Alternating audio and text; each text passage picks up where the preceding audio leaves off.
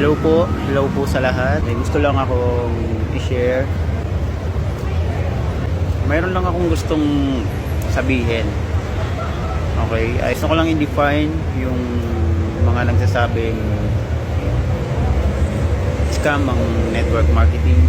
Gusto ko lang i-express yung talagang ano ba talaga network marketing business para to sa mga tao hindi pa aware sa network marketing business.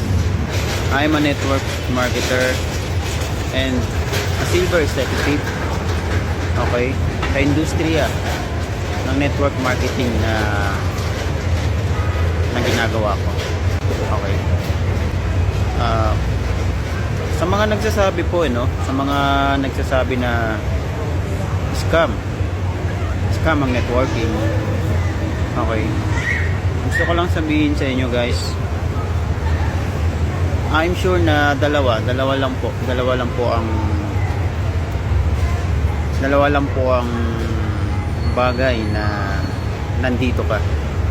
Okay, first is hindi ka naging member pero yung pagtingin mo sa network marketing business scam.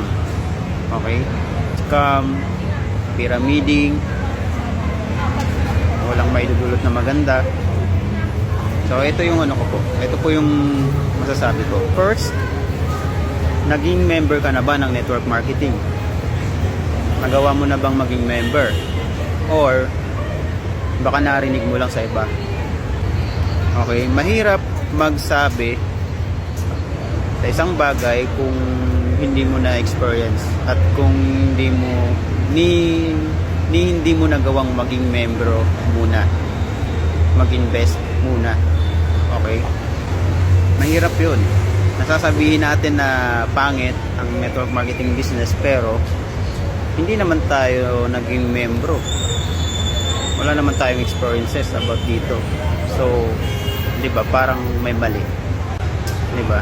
Pangalawa, kung sinasabi mong pyramiding scam ang network marketing and ayun, naging member ka and nag-fail ka, ngayon ang tanong ko sa inyo guys, sa mga taong naging member tapos ang tingin network marketing ay negative, walang magandang maidudulot, ang tanong ko po, tinuloy-tuloy niyo po ba yung business na gawin? Nag-prospecting po ba kayo araw-araw? May presentation, mga activities ba kayong ginawa? Nagpa-mentor ba kayo?